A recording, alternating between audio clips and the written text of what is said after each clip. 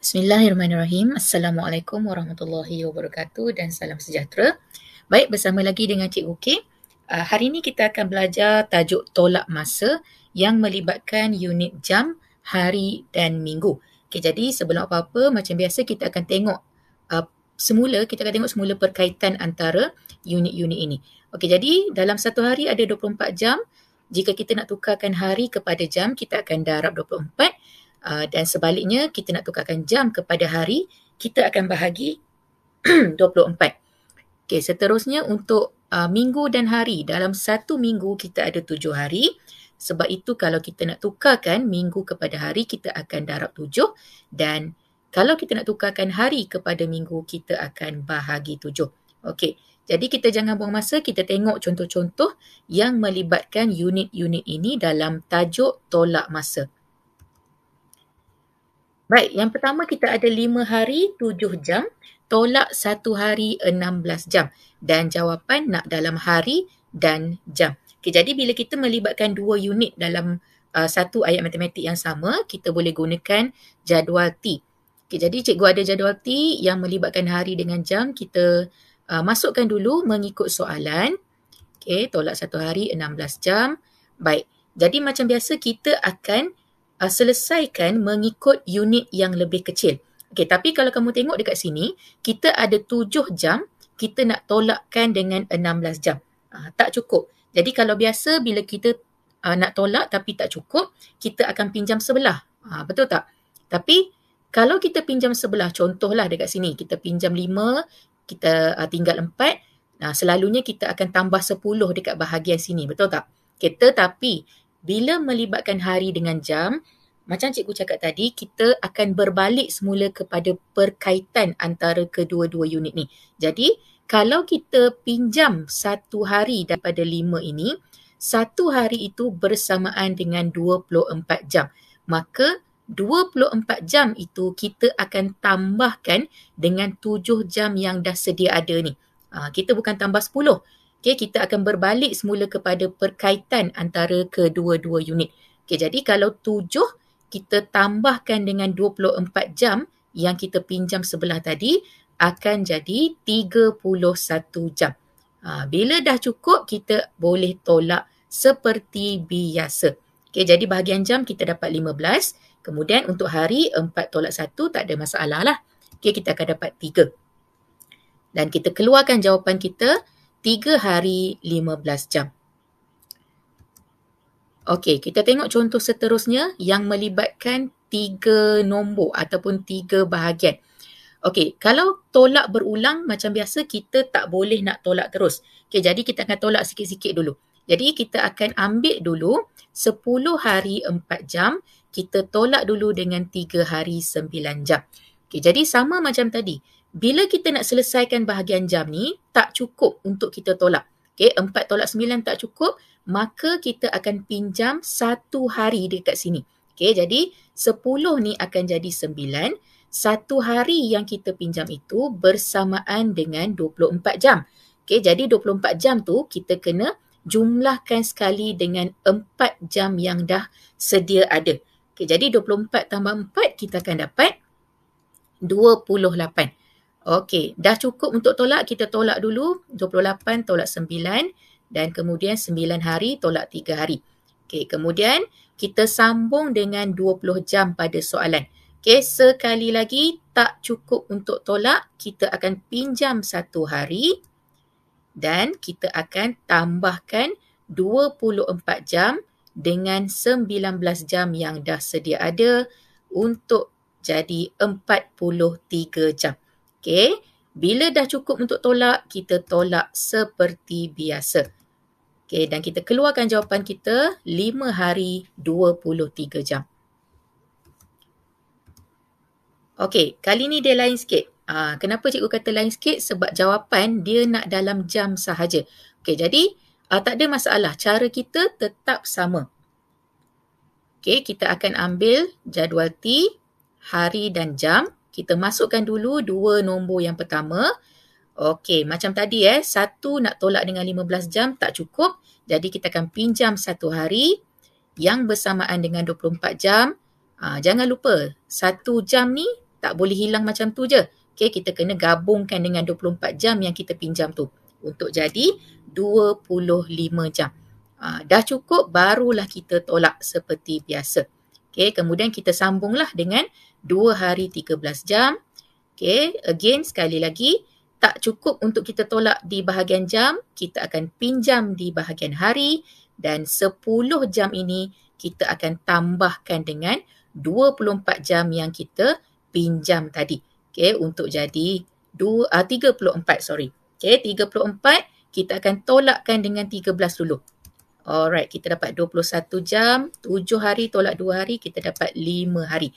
Okay, sebenarnya kita dah siap dah. Okay, tetapi macam cikgu cakap tadi, kalau soalan nak dalam jam sahaja, maka kita akan kena tukarlah unit hari ini. Okay, jadi hari tu kita dah belajar pada video cikgu yang lepas, cikgu dah ajar macam mana nak tukarkan hari kepada jam. Jadi hari ini kita akan darabkan dengan 24. Okay, sebab apa? Sebab satu hari ada 24 jam. Okay, jadi 5 darab 24 kita akan dapat 120 jam. Kemudian kita jumlahkan dengan 21 jam yang ada dekat sini. 21 jam ni tak boleh hilang macam tu je . Kita kena gabungkan semula dengan 5 hari tadi. Okay, jadi kita jumlahkan dan kita akan dapat 141 jam. Okey, kita cuba tengok lagi satu contoh. Baik, kita sediakan dulu jadual T kita. Kita masukkan dulu 2 nombor yang pertama. Okey, situasi yang sama. 3 jam tak cukup untuk kita tolak 15 jam. Jadi kita akan pinjam di bahagian hari dan 3 jam ini kita akan tambahkan dengan 24 jam yang kita ambil daripada hari tadi. Okey, so 3 tambah 24 akan jadi 27. Okey, 27 tolak 15, kita tolak macam biasa. Okey, kita sambungkan dengan 1 hari 10 jam. Okey, yang ini kalau cukup, kalau kamu tengok kat sini 12 jam, nak tolak dengan 10 jam cukup. Jadi tak payahlah kamu pinjam lagi di bahagian hari. Okey, kalau cukup kita tolak sahaja seperti biasa. Cuma macam cikgu cakap tadi, berbalik semula kepada soalan apa yang dia minta. Kalau dia minta dalam jam sahaja, maka 2 hari ini kita kena tukarkan dulu menjadi unit jam. Okay, jadi nak tukarkan kita akan darab dengan 24. Jadi kita akan dapat 48 jam. Kita tambahkan dengan 2 jam yang kita ada pada jawapan tadi untuk dijadikan jumlahnya 50 jam. Okey, kali ni kita nak tengok tolak masa yang berkaitan dengan minggu dan hari pula. Okey, jadi benda yang sama. Kita akan gunakan jadual T, tapi kali ini unit minggu dan hari. Okey, so kita masukkanlah mengikut soalan. Okey, 5 minggu 5 hari, tolak 3 minggu 6 hari dan kita akan selesaikan dulu di bahagian hari. Okey, tapi macam cikgu cakap tadi, tengok dulu. Cukup ke tak cukup untuk kita tolak? Okey, kita ada 5 hari, nak tolak dengan 6 hari, tak cukup. Jadi kita akan pinjam 1 minggu dekat sini. Tapi 1 minggu ni bersamaan dengan berapa? Kalau tadi kita tambah 24. Jadi kali ni takkan nak tambah 24 lagi. Kita tengok balik apa kaitan antara minggu dengan hari. 1 minggu bersamaan dengan 7 hari. Jadi kalau kita pinjam seminggu, 5 hari ini kita akan tambahkan dengan 7. Kita akan dapat 12 hari. Bila dah cukup, barulah kita tolak seperti biasa dan kita keluarkan jawapan kita untuk dapatkan 1 minggu 6 hari. Okey, kita tengok lagi satu yang melibatkan 3 nombor ya. Jadi kita akan tolak sikit-sikit lah. Okey, kita buat dulu jadual T, minggu dan hari. 7 minggu 2 hari, tolak 11 hari. Okey, 11 hari ni macam mana kita nak masukkan dekat minggu dan hari? Okey, jadi dalam video-video sebelum ni, cikgu dah ajar dah macam mana nak tukarkan hari ini kepada minggu dan hari. Jadi siapa yang tak tengok lagi video cikgu, boleh scroll list video-video cikgu dekat YouTube channel cikgu dan boleh tengoklah macam mana nak tukarkan hari ini kepada minggu dan hari. Okey, jadi hari nak tukar kepada minggu, kita akan bahagi 7.